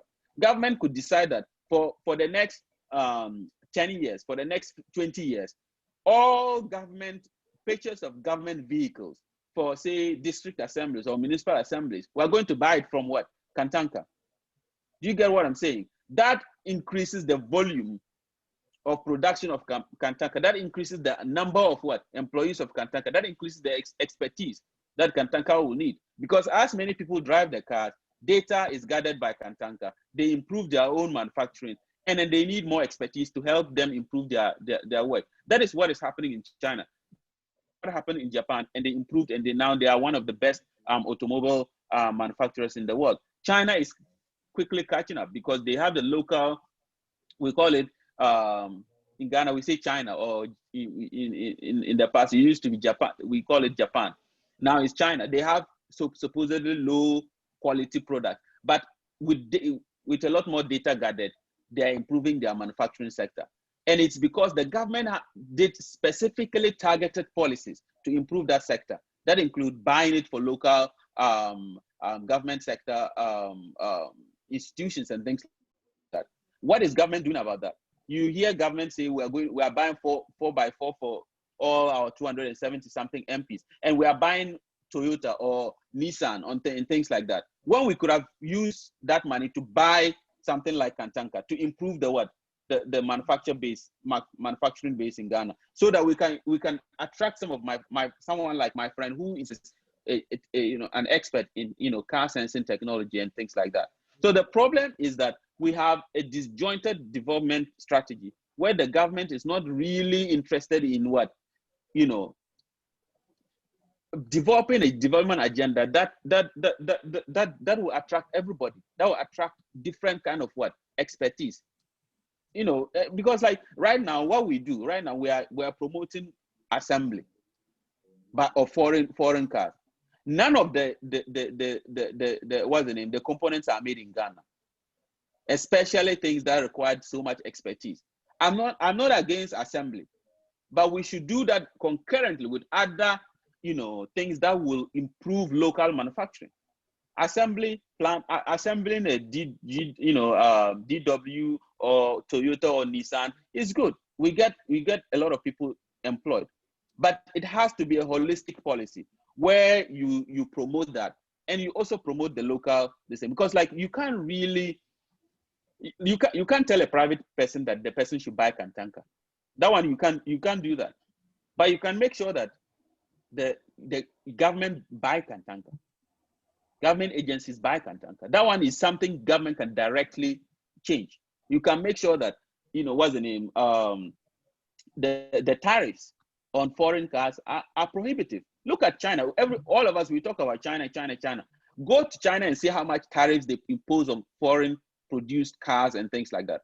Because it's a concurrent policy. They increase the tariffs on foreign cars, and then they boost the local manufacturing. And by doing that, Chinese engineers in the West, in Japan, in Germany, in the US, they can go back and find themselves places to work. But I have my friend, like I said, he is one of the best, one of the finest brains. But if he comes to Ghana and even he decides to go and work at Kantanka, what kind of volume of work would he be able to do? And it's directly tied to what government is not doing. If you look at the US, go to police departments. No police department buys a Toyota car. All of them, they are buying Ford and GMCs and things like that. And you go to Ghana and police departments are running around with Toyota, what's the name, Hilux and stuff like that. You get the point I'm making? Yeah. These are things that the government can do so that, you know, they can attract our people in the diaspora who are experts. If we don't do that, we'll keep on talking and nothing will change, because people are not going to leave. Some people, some of these things, these are passion projects for a lot of people. My friend could have gone and become a medical doctor, but he likes engineering. He likes tinkering. He's passionate about these things. You can't expect him to come and wallow away in Ghana doing nothing. He would only come to Ghana if there's a room for him to work, to do the things that he loves doing. And we can do that if the government specifically do these kinds of things. But government is not doing that. They are still buying Toyota, 4X4 Nissans for themselves in parliament and stuff like that. Shamelessly. Okay. I think we have less than 15 minutes to bring whatever we are doing to a close. So we will just make our contributions very precise so that we can touch one or two issues before we draw the curtain down to an end. Now, Joy, what are some of the practical things aside what Andani has said our governments can put in place to attract those people outside with the expertise back home to help us build the continent we so love? Okay, so my first step would be how do we maintain people here, first of all? How do we make sure that the drain is minimized? So my first step would be let us take, when I'm saying us, I'm speaking about the government and putting myself in that position as well. So let the government decide and choose their people such that so COVID-19 has brought opportunities in the form of there's need for medical doctors, need for medical expertise, need for growth of the industrial sector in terms of manufacturing and production. So let them fit into this economy such that I would not, assuming I was a medical student, I would not feel the need to leave my country for greener pastures. Because once the borders are open, what is going to happen is, once the borders are fully porous, what is going to happen is Africa is going to continue losing its otherwise very young labor and very, very young fresh brains into more developed countries that are in serious need of doctors. So for instance, the US would be lowering their standards of visa application. So the governments need to put in place to make sure that the youth are actually taken care of where they are now. So properly thought of and thought about and involved in the process of thought. My number 2 would be now for the foreign for the so for the individuals who are outside their countries. So one person has expertise in economics, and another individual has expertise in say business growth and development, and another is an engineer, another is an IT specialist. So let us form, now in this sense, it's people in the diaspora. So members of the diaspora and community could form a mesh, a network, such that they say, so in this group, for instance, assuming all of us are abroad, so there's Joy, there's Bernard, there's Andani, then there's Nanayo. So we're all, say, in a certain country X, and we say, this is what I can bring to the table. This is my strength. This is my strength. We have 4 strengths pulled together. So who will be the first one to go to the country? So let's say we go with Bernard and say, because he has knowledge in economics, he might also be able to have knowledge in entrepreneurship. So let him go home, form a company with the 4 of us in mind. So let us plow back our resources into this. Means that we will start having a right monopolies, and if these monopolies will be for the benefit of the society, the benefit means I will say yes to. So anyway, let us come back home, let us form a company, and then let us employ our own in Kenya. Let us bring our knowledge here. So is a doctor of English. He's a doctor of English. Let him bring his resource here into this particular company. Let him teach other people. So Kenyans, for instance, let him teach Kenyans, for instance, and then these same Kenyans will plow back into the society.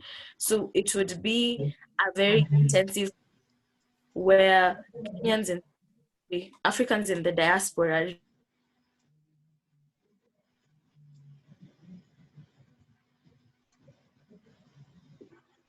Since we've lost Joy, I will ask Nanayo this question. I think there are some countries that have explored what they call the diasporan tax. So let's say a country like Eritrea, after the crisis that they encountered, they had to put in place a voluntary tax for those Eritreans who were outside. And because they saw that this tax is just to help them reconstruct Eritrea, they willingly contribute to this kind of revenue pool. You are outside, assuming that the government of Ghana says that, okay, annually, whatever you earn, pay 5% as tax to build Ghana. Will you, yes, we are having a frank discussion, will you be open for such a proposal? I think I'm a rational person, so the answer would be a big no. I've never been, especially when, don't get me wrong, especially when I want to see the value for paying that tax, and I would benchmark against how much government has raised with legal taxes that they charge on people's income, and what those money have been used for. So if I tend to question the value for money projects that government have done, then I'll be better off using that money to invest in my own business and employ more people rather than give it to the states. You know that my view is that the states should just create a level playing field for the individuals to private sector to function. And I'll tie that back into what the government can do to get people in the diaspora to go back home rather than seeking to tax them, because we have seen that most countries, with the exception of China and a few countries where the states play, it's a big player. Most countries have developed when it's a private, at least the private sector is driving it, or it's a private-public partnership. I can give you an example. Kufuor started a project, housing project, because it was all state-funded. It's no one is really held accountable for it, but it was a private-public. Rest be assured that the private sector would not have let that thing just collapse. So for me, definitely I will come back home very soon. But one is that the government really needs to create that level playing field. And by creating a level playing field is that the institutions should be accountable, and I shouldn't be punished for not having a social capital or the social network to influence a system. And that is where the transparency in the institutions really, really is key. Because when I come and I know that when my case, I have a dispute with someone on a business contract, it goes to court. And I'm rest assured, I can put my hand to my chest that the court gave a fair ruling, which was independent of anyone bribing the judge or influencing it from behind. Coming to Ghana to set up a business, everyone is rest assured that yes, when things doesn't go as expected, the institutions that is set up to ensure a level playing field will be fair to everyone. But where you have a situation where people can circumvent and bribe their way through, it will discourage people from investing. And I mentioned earlier that the predictability of government policy, it's key, because if I'm coming to invest, I need to be sure that I would put my cash flow together to say that, okay, in the next 5-10 years, I've put this money, this is the returns I'm expecting. But where government policy is changing, you don't know really the direction, the direction that the government is heading towards. It makes planning very, very difficult. And there's been a number of steps the government has taken to really make it easier for people to set up businesses. I mean, it is that the ease of doing business, I mean, our ranking has improved from 149 to 99. We would want us to do better, but at least there's a gradual improvement in there. There's a bit of the digitization of the economy and all other factors that the government is putting in place to make it easier for people to set up business. I know there are tax holidays for youth that are going into businesses, and there's also that tax holiday for people that come in to establish business from the diaspora. The government has a diaspora office situated in the state of the Flagstaff House. So there is that increasing. Andani is shaking his head, but you tell these are. But I see what we need to. I always say that progress takes time. I mean, we would want it to happen all of a sudden, but there has been a bit of improvement. I mean, our ranking of ease of doing business is declining, has improved. You could see an increasing number of people going back home to invest, and it will reach a point where you stay outside and you realize that, look, my impact, I've reached that glass ceiling. If I want to make an impact, I need to come back home. And no matter who you are, you can make the best of money outside, but there will be that self-actualization where you say, look, I need to come back home and invest. And when you reach that point, you will forget about the conditions. You yourself, you drag your feet, but also the cushion that it's not available is also what makes it a bit difficult. So in other countries, I think the youth or those who are going into business, if they fail, there's something they can fall back on. At least there will be the family dependence is not there. So for instance, let's take a clear example. If me, I want to set up a business, I'm telling you that the cost to me is not only my capital, but if I fail, all those who depend on me will bear the consequences. So that risk of me going to even say I'm coming to Ghana to start a business, it's so high. So if there's no cushion, I'd rather say, look, until I get a job back home, I will be hesitant to even come on unless I have accumulated a lot of money, because there's no cushion for someone to fall on if that happens. You don't have the healthcare system. you would have to pay to get a very good healthcare system. So these are things that the government really can't do, but at least the minimum that they can do now is the institutions, people should see that it's quite fair, especially the judicial system, where it takes longer for the courts to come out with ruling on business cases. And if you look at when we gained independence, there were the likes of the data bank, the Fidelity, they all came back. They are enjoying the fruits of their labor now. So I see that post-COVID, you will still see there'll be an influx of diaspora coming in. And the next 10, 15 years, you see that those who came in would benefit, because COVID is really showing that the structure of the economy needs to change. I mean, we've always said that our economy is import-driven, but COVID, and that is where governments invest. They should be clear that they should use this as an opportunity to change the structure of the economy, where maybe it's import-driven, and also even the skills that students are taught. I would find it strange now if still people are not being taught coding at the basic level, because, I mean, no one really is now going to, in other countries, no one is even taking homework on pen and paper. People are typing and the rest. I mean, of late, no one cares about your handwriting. Or, you know what, no teacher, when I was growing up, they'll beat you for having poor handwriting. So you're laughing, but you see. Let me share a story with you. In my JHS, we had, as part of our overall assessment, we had what we call calligraphy. So you have people who have, let's say, after everything, they will sum up the numbers and you'll be about, say, 900, and somebody will be 920. And because your handwriting is bad, the person will get about 99% in calligraphy, and you get 40%, and the person will overtake you. So if you see the score, you see that that person is better than you, but the person was just better than you because of handwriting. So, I mean, that is where you expect that the youth should engage. And that's, for me, it's key that whatever policy the government is putting in place, it is for us. They are not going to enjoy that. 10, 15, 20, 30 years, all these, majority of the people in government, they'll be very old. They would not be the one that is really, they will not feel the impact much. So government should be engaging the youth in whatever amount that they want, 11 billion the government is going to spend, whichever sector they are spending in.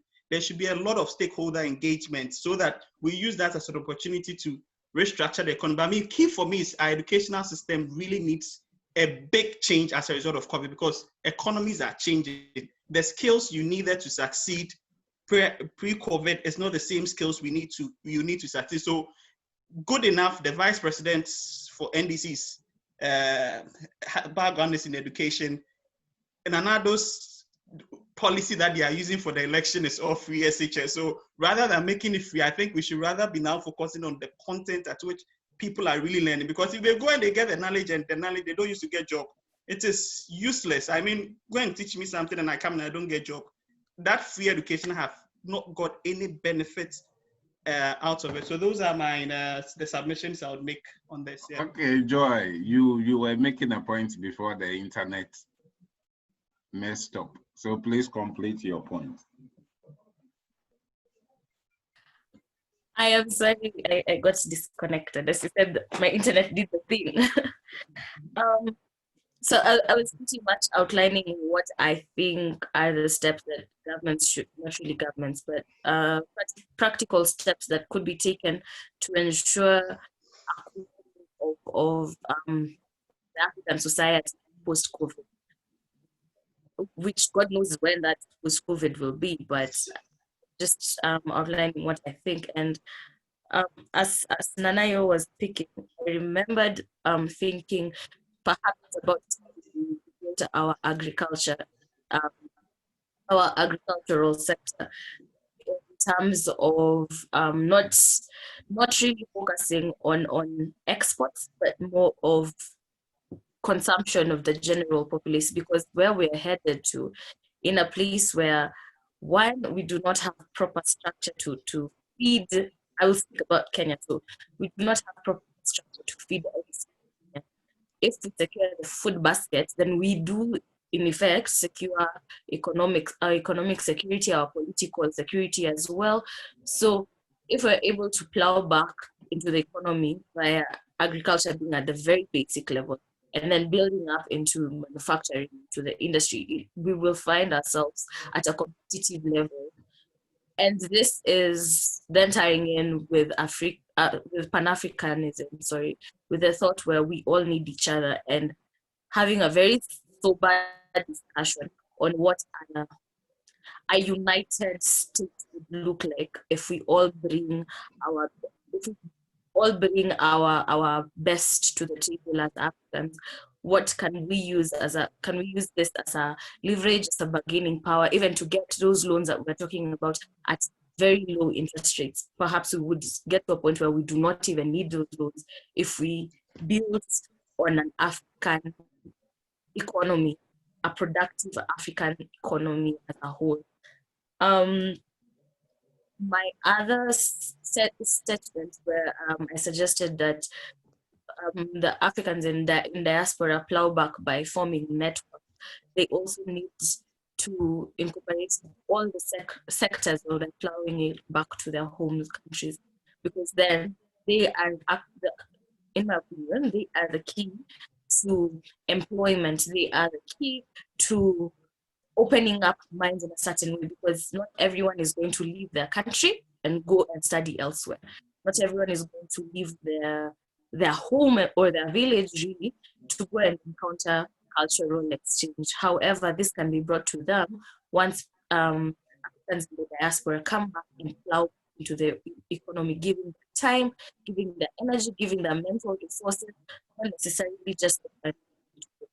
I believe that the African diaspora has a very huge role to play in shaping the future of Africa.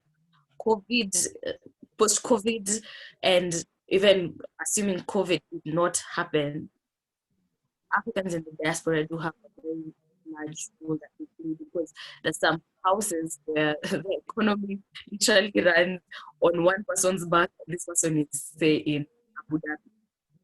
And they are dependent on this person sending back money. When that money comes, then one person can go to school, the other person can go to the shops and things like that. So we need to be very conscious of our place as a society. And in the process, perhaps even we could reclaim our Africanness, perhaps we can reclaim our identities and use that as our purchasing power. Thank you very much for that insightful point. I just want us to do this. We just have to look at this. We have embassies outside. What do you think our embassies can do in helping to at least be that kind of bridge between those in diaspora and those back home? Because the embassies were there, have been put in place to at least facilitate one or two things. Are they doing what they were supposed to do, or what they are set up to do? If they are doing it, how can they improve? If they are not doing it, how do we bring them back to life? And you do this, you answer this, and you also tie in with your last words. If possible, if you can do it within, let's say, 2 minutes, it will be very, very fantastic. So that by 11:20, by sorry about that, the time difference, so that by 10 minutes time we are just done and we say bye-bye to ourselves. So the role of our embassies in bringing or in championing that kind of diasporan movement, and your last words, you do that in 2 minutes. Andani.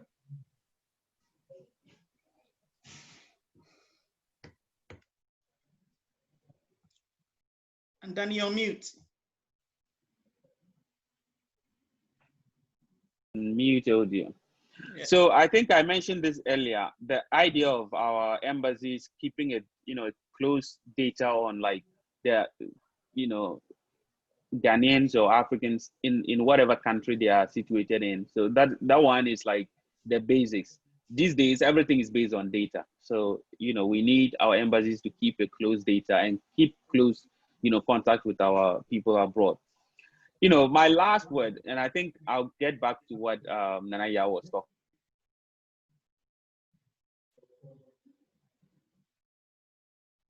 But it is political.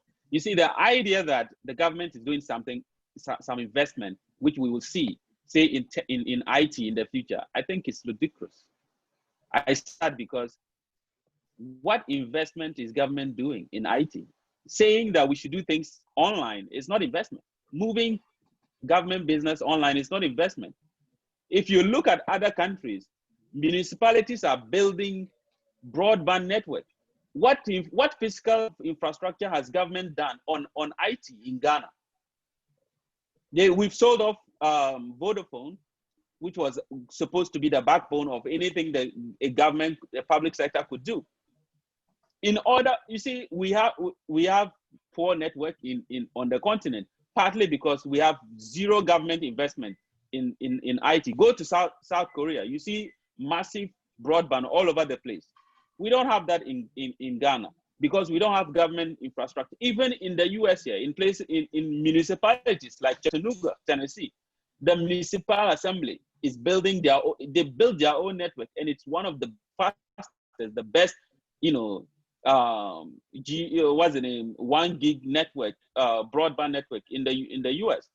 We need government to do actual investment, not like paper over stuff. That thing you mentioned, that thing about government doing investment, government hasn't done any investment on IT in Ghana. So we need to be very clear about that. So that's very important. We need to do. Yeah. So I think I'm glad that I've used my 2 minutes on this. But thanks everyone, Bernard and Joy and Nanaya and then Rabi for this. I thoroughly enjoyed our discussion. Okay, thank you. Enjoy the role of our embassies and your last word. I think that what are our embassies doing? Because right now, well, people were stuck in their countries, people were protesting outside countries, people were sleeping on the street. They did absolute nothing.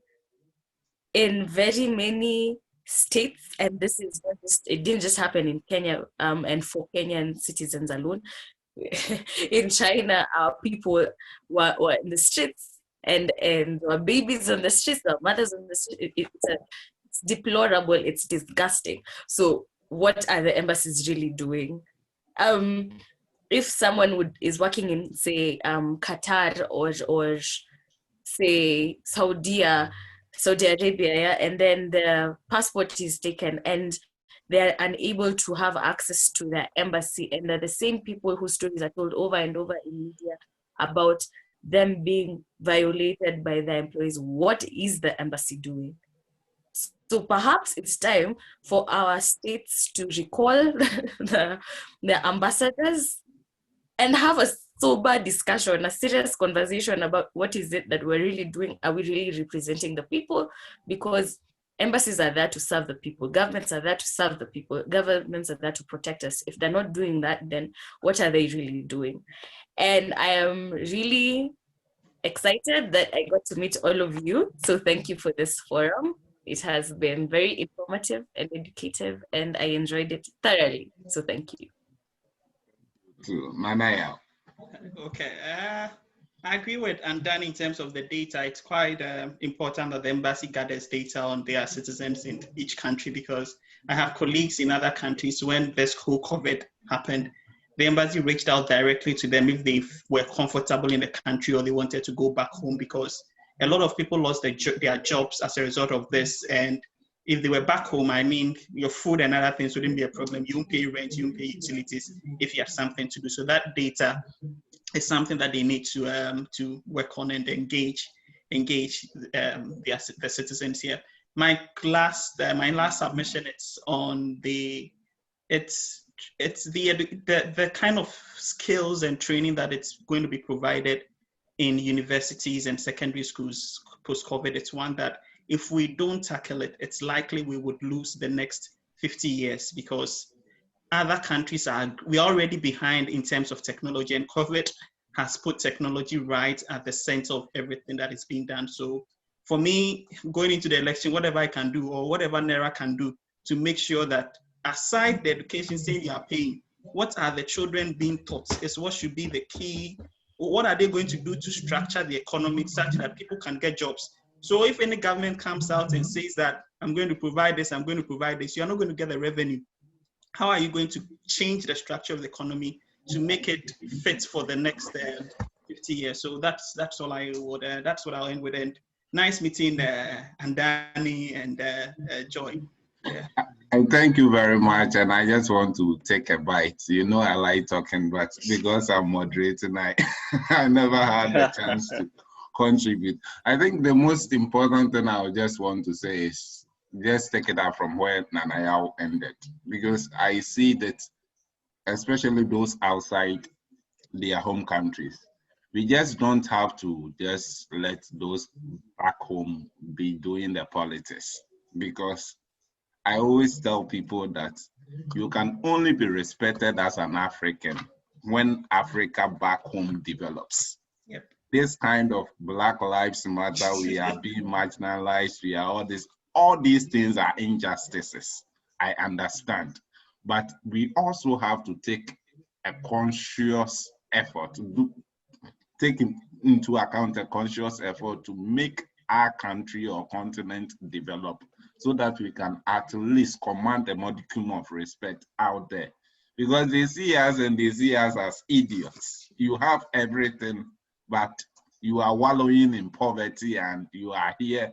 You see somebody who, if you were in your country, they might not even have that effrontery to talk to you. But because you are outside and they see your color, they think they can just talk anyhow to you. So we just have to also make a conscious effort to take active role in the kind of politics that happens down there. You are contributing money for people to make a living back home. You can also contribute that voice. You are feeding, let's say, 5 mouths. You will tell them you are going to vote. These things are the things that I am expecting. If you do your NDC MPP fanatism and you don't go and vote for people who will deliver, then go and take your chop money from MPP or NDC. I hope you are getting it. All these things are the things that we can do one way or the other to shape things. And the most important thing, I will just have to end it with the data aspect that we are talking about. We are talking about mobilizing the expertise outside and bringing them home. But we just have to ask ourselves, do we even know the experts out there? What are the areas that these experts are in? That is the work that the embassy has to do. You are out there, build that kind of community of nationals out there so that you know where they stay, the kind of work they do, and feed your home countries with this information. And if the home country really thinks, they will also know that, okay, these are the areas or sectors that we lack expertise, and we might want to tap in the expertise of these people. But some of the embassies, you go outside, you send them common email, they will not even reply. Yeah, no response. COVID, I sent email to my embassy. I was just informing her that, oh, Masa, I'm here. Should anything happen, just remember that there is a Ghanaian here. Up to now, about 4 or 5 months, if I have died, no embassy will know even I'm here. I hope you get it. So all these things are the things that one way or the other, it disconnects you from your source. And they don't just take it very seriously, but they are the minor things that people are like, okay, if my country doesn't like me, why? If I die here, they will bury me, I'll not rot. So let me live my life here and just move on. So thank you very much. It has been very insightful discussion. And like I said, Andani, you just have about 30 seconds. Tell us about where people can contribute to the GoFundMe project so that those who want to contribute will contribute, so that we sign off. All right, let me see if I can share my screen so that people know exactly where to go.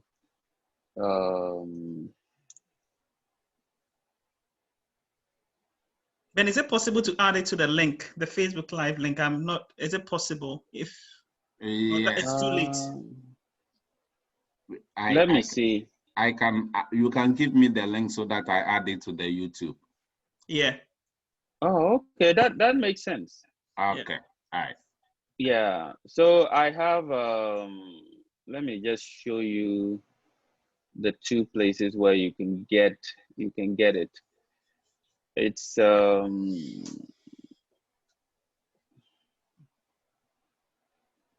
where's share screen? Yep. Okay, this is the. Can you see? I can't see. A few seconds. Yep. Okay. Yeah. Yeah. So this is the Sang High School Computer Lab Fund on GoFundMe, and yeah, so you can go here and contribute, or you can, I have the poster here. You can share. We have the mobile money account number 0550575873 for those in Ghana can contribute, and there's a Facebook link as well. All right. Okay. Thank you very much. You're welcome. You're welcome. And thank you very much for your time. It was a great discussion. I'm looking forward to another insightful discussion. I wish you well wherever you are. Please make it a point that as you are already big man and you become bigger men and women tomorrow, you will bring whatever you have back home so that we build the home that we love together. Thank you. And you might be surprised how quick some of us take that advice. Okay. Thank you very much. Thank you. All right. Bye. All right. Bye-bye.